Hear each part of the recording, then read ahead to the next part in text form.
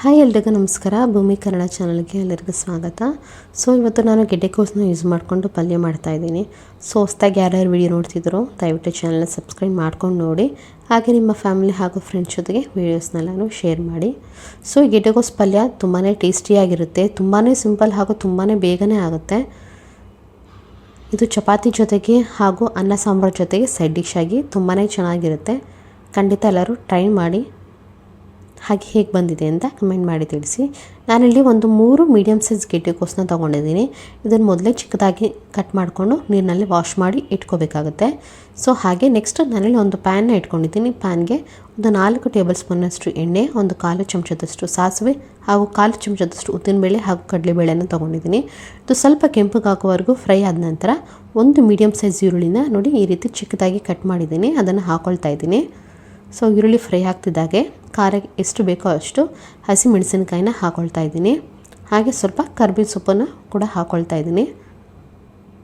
ಈರುಳ್ಳಿ ಕೆಂಪಗಾಗೋವರೆಗೂ ಎಣ್ಣೆಯಲ್ಲಿ ಸ್ವಲ್ಪ ಫ್ರೈ ಮಾಡ್ಕೋಬೇಕಾಗತ್ತೆ.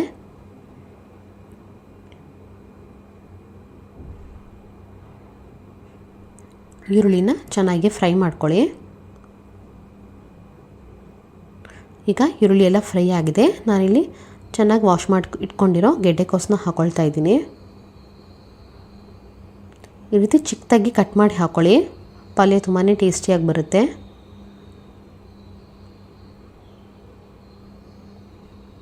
ಗೆಡ್ಡೆಕೋಸೆಲ್ಲ ಹಾಕ್ಕೊಂಡಾದ್ಮೇಲೆ ಇದಕ್ಕೆ ರುಚಿಗೆ ತಕ್ಕಷ್ಟು ಉಪ್ಪನ್ನು ಹಾಕ್ಕೊಳ್ತಾ ಇದ್ದೀನಿ. ಹಾಗೆ ಒಂದು ಚಿಟಿಕೆ ಅರಿಶಿನ ಪುಡಿನ ಹಾಕ್ಕೊಳ್ತಾ ಇದ್ದೀನಿ. ಹಾಕ್ಕೊಂಡು ಇದನ್ನು ಚೆನ್ನಾಗಿ ಒಂದ್ಸಲ ಮಿಕ್ಸ್ ಮಾಡ್ಕೊಳ್ಳಿ.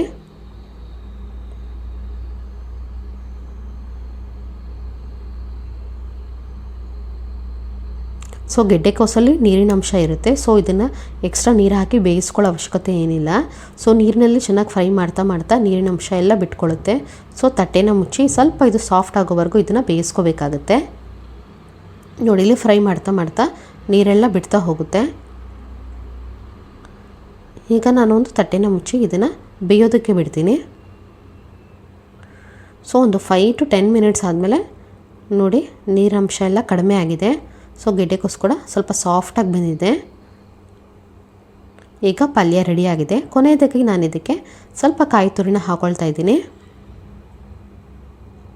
ಹಾಗೆ ಸ್ವಲ್ಪ ಕೊತ್ತಂಬರಿ ಸೊಪ್ಪನ್ನ ಚಿಕ್ಕದಾಗಿ ಕಟ್ ಮಾಡಿ ಹಾಕ್ಕೊಳ್ತಾ ಇದ್ದೀನಿ.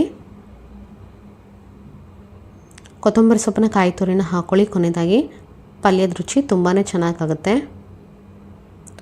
ಪಲ್ಯ ಈಗ ರೆಡಿಯಾಗಿದೆ. ಈ ವಿಡಿಯೋ ಇಷ್ಟ ಆಗಿದೆ ಲೈಕ್ ಮಾಡಿ, ಶೇರ್ ಮಾಡಿ, ಕಮೆಂಟ್ ಮಾಡಿ. ಹಾಗೆ ವಿಡಿಯೋ ನೋಡಿದ್ದಕ್ಕಾಗಿ ಎಲ್ಲರಿಗೂ ಧನ್ಯವಾದಗಳು.